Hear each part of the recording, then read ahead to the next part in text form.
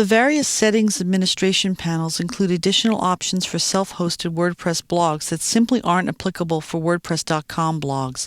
Let's take a look at them. So we'll start off with the general settings, and there's really only 3 fields here that are different. I explained membership earlier. That allows anyone to register to the blog to get an account on the blog. The other 2 fields are these here, and they're for URLs. One field is the URL for the blog, and the other field is the blog URL, and in most cases these 2 will be the same. However, if you decide that you want to put all the files for your WordPress installation in a subfolder on your root directory of your web server, you can set it up so that when someone goes to your blog, it still uses the regular URL, even though your files might be in another directory. If you decide you want to do this, click this link here and read the help file that explains how this works and follow the instructions to the letter. Most people don't need to do this, but if you do this and you do it wrong, you will not be able to access your blog. So it's very important that if you want to do this, you follow these instructions. And again, those instructions are available on a link right by the second field, which is the one you'd be changing. In writing settings, there's a couple of options here. There's the remote publishing options. These options enable you to use offline editors for your blog. You would turn on the checkbox that corresponded to the type of access that you need. Your offline editor would have information in its help file that explained which protocol it uses. In most cases, it's going to be the XML-RPC protocol. For example, I know that I use a program called Ecto to do offline editing. I need to have this checkbox turned on for it to work properly. So if you want to use an offline editor and you can't get it to work, this is the first place you should look. Try changing the settings here, and chances are you'll get it to work. The post via email options are kind of interesting. They make it possible for you to send an email message to a special address, and that WordPress would automatically collect the mail there, and it would post the contents of the email as a blog post on your blog. What you need to do here is you need to change the mail server and login name and password to correspond to an email address that you set up. And you need to keep that email address separate, because there's nothing to stop people from being able to post a message to that email address and have that automatically appear on your blog. So what the folks at WordPress have done is they've generated some random strings that you might want to use as an email address. These are strings that nobody would guess. So you'd have this string of characters at yourdomain.com, and you'd have that all set up in your email program so that when you wrote to that address, you would get sent to that mailbox, WordPress would check it, and it would post the message. When you do this, use this feature, you can select a default mail category. On my particular blog, I've got it set up to a category called This Just In. So it's kind of like a news item just arriving.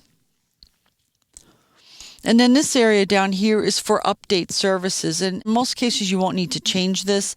What this does is, with the default setting for Ping-O-Matic, is when you post to your blog, Ping-O-Matic is automatically notified, and it in turn notifies other systems like Google and Technorati and all kinds of blog tracking services to let them know that you've just posted a new blog post, and it should come by and index it to put it in its search engine. If you want your blog found by search engines, you definitely want to keep this in here. And there's a chance you might want to add additional services as you learn about them. If you make any changes in here, of course, click the Save Changes button to save them. In reading settings, you actually have fewer options than you would have on a WordPress.com blog. For reading settings, there's a number of additional options that are listed here.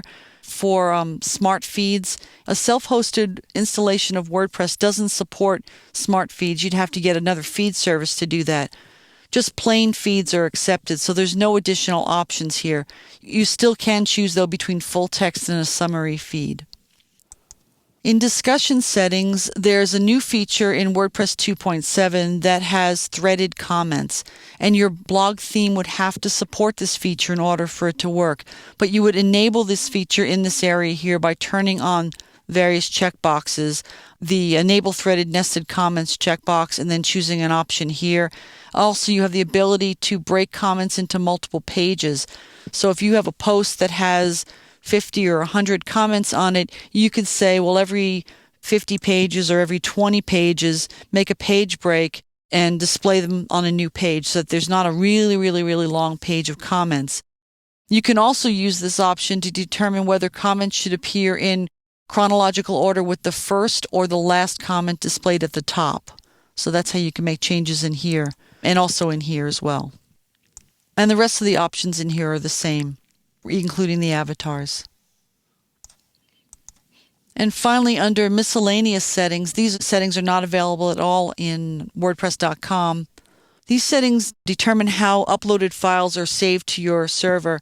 By default, WordPress creates a folder called Uploads inside the WP-content folder, and all your files get uploaded into that.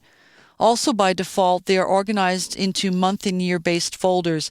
Inside of Uploads, there'd be a folder called, say, 2008, and inside that folder might be a folder called 12, and that's where all the attachments or image uploads for December 2008 would appear.